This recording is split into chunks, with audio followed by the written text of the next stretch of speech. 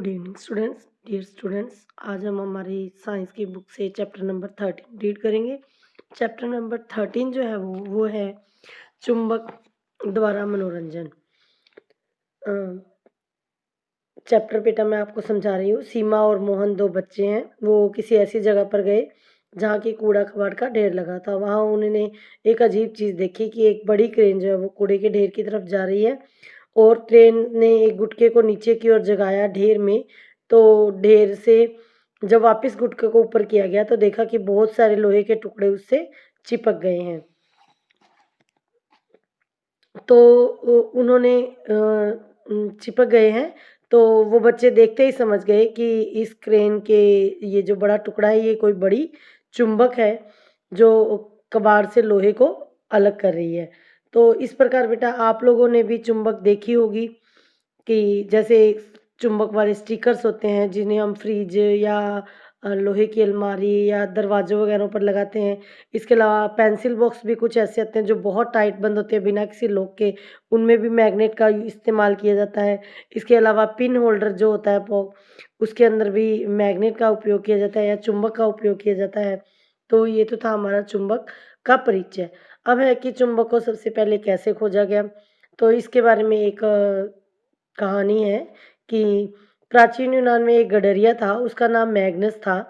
तो वो भेड़ों के झुंड को चराने ले जाता था आसपास के पहाड़ों में।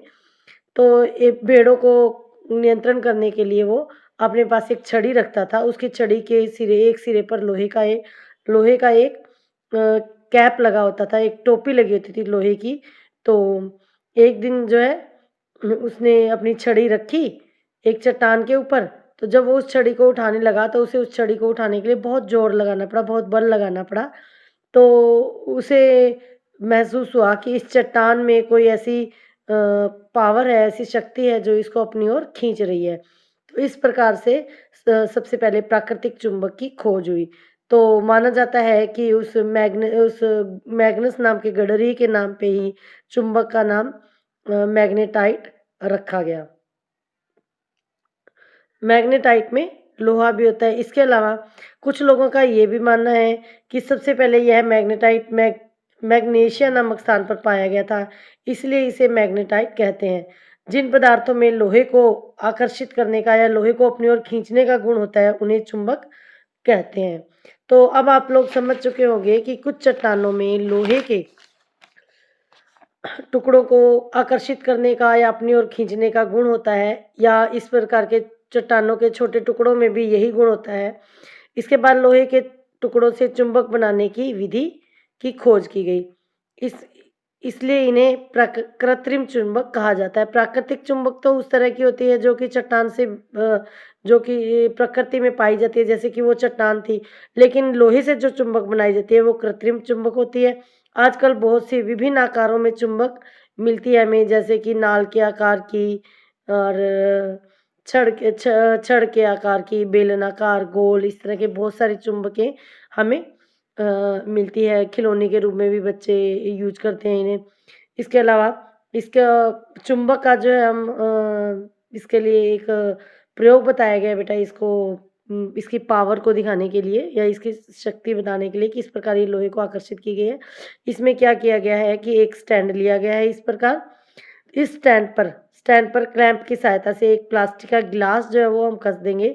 ग्लास के अंदर चुंबक रख देंगे और ग्लास को ऊपर से किसी पेपर की सहायता से ढक देंगे। अब नीचे क्या किया जाता है, नीचे यहाँ पर कोई धागा बांध दिया जाता है स्टैंड के आधार से, और उसका दूसरा सिरा एक लोहे की क्लिप से बांधा हुआ है। तो इस लोहे की क्लिप को जब हम सीधा करके, लेकिन ये लोहे की क्लिप का जो ये धागा है ये इतना ही बड़ा होना चाहिए कि ग्लास और उसके बीच में गैप रहे। तो जब इसको ऊपर किया जाता है तो ये लोहे की क्लिप जो है वो चुंबक इसको आकर्षित करती है और उसकी सहायता से क्लिप जो है बिना किसी सहारे के पतंग की तरह हवा में रुकी रहती है। अब है चुंबकीय और अचुंबकीय पदार्थ। इसको ये देखने के लिए हम क्या करेंगे कि हम चुंबक की कोई एक चुंबक लेंगे और उसे विभिन्न तरह की चीज़ें जो है वो टच करके देखेंगे या हम ग्राउंड में लेकर उस चुम्बक को घूमेंगे तो मतलब जैसे गडरी की छड़ी के सिरे से लोहे का टुकड़ा, लोहे की कैप लगी हुई थी, अब हम किसी छड़ी के किनारे पर चुंबक की कैप लगाएंगे और उस छड़ी को पूरे ग्राउंड में या स्कूल में या अपने आसपास के इलाके में उसको यूं घुमाते हुए उसको इस तरह से घुमाते हुए हम चलाएंगे। हम बाद में देखेंगे कि उस छड़ी से अब हम ध्यान से देखेंगे कि क्या क्या चीज़ें चिपकी हुई है। तो इसमें आप देखेंगे कि बहुत सी चीज़ें, कुछ चीज़ें हैं जो उससे चिपकी हैं, जो ये जो चीज़ें होती हैं वो लोहे की, निकल की या कोबाल्ट की होती है, जो जिन्हें चुंबक जो है अपनी ओर आकर्षित करती है। तो इसका मतलब वो पदार्थ जिन्हें चुंबक अपनी ओर आकर्षित करती है वो चुंबकीय पदार्थ होते हैं, और जिन्हें जो चुंबक की ओर आकर्षित नहीं होते वो अचुंबकीय पदार्थ होते हैं। तो इस प्रकार पदार्थों को हम चुंबक की दृष्टि से दो भागों में बांट सकते हैं, एक चुंबकीय पदार्थ और एक अचुंबकीय पदार्थ। अब एक और प्रयोग बताया गया है बेटा, इसमें क्या किया गया है कि एक चुंबक लेकर उसे मिट्टी में हमें इस प्रकार से हम मिट्टी में रगड़ेंगे। जब हम उसे इस प्रकार से मिट्टी में रगड़ेंगे तो हम देखेंगे कि कुछ चीज़ें जो है, मिट्टी के कुछ कण भी जो है इससे चिपक गए। ये देखिए यहाँ पर चुंबक के दोनों सिरों से चिपके हुए हैं कुछ कण, इस तरह से मिट्टी के कुछ कण भी चिपके हुए हैं।